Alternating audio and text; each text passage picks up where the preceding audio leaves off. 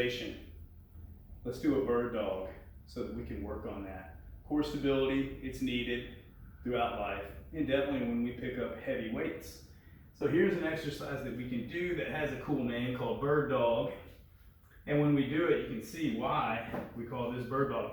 Once again, quadruped position, hands underneath my shoulders. Locked out or extended through the elbow, knees underneath my hips. Here's my setup position. I can do a little quick cat camel, extension and flexion, and find neutral low back. That's what it is for me. I have the aid of seeing video to see that. It looks good. Opposite arm and hand are coming up.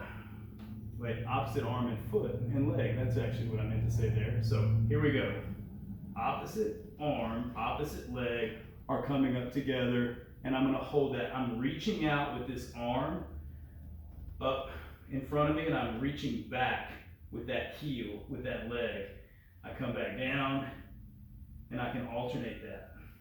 I can do the same thing on this other side, and we can say 1, 2, 3. I exaggerated that a bit, but you can see. Here's what we don't want to do. I don't want to be like this, because now I've hyperextended through my lower back. I've lost stability.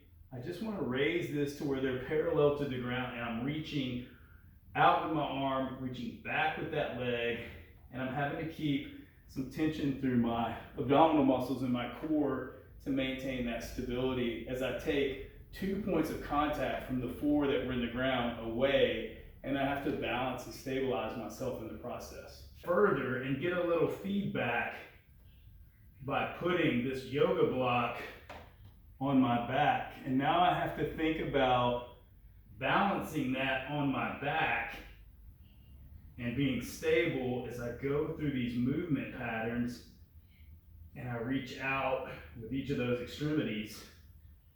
So this feedback allows me to play a little game with myself of being mindful about core stability and then not losing that from its placement on my low back.